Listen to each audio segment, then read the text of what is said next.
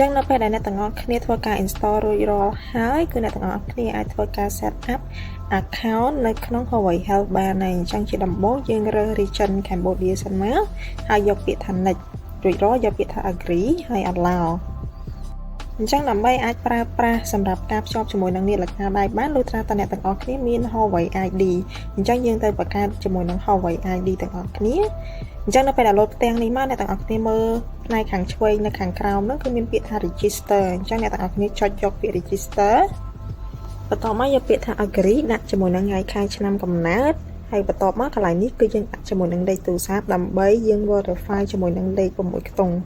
អញ្ចឹងខ្ញុំបានវាបញ្ចូលលេខទូរស័ព្ទដៃហើយជាមួយនឹងលេខ verify ចំនួន6ខ្ទង់ហ្នឹងហើយចុចពាក្យថា next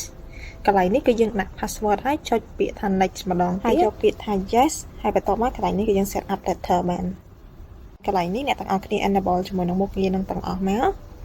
ហើយយកពាក្យថា allow អញ្ចឹងការ set up របស់យើងជាមួយនឹង Huawei ID គឺរួចរាល់ហើយ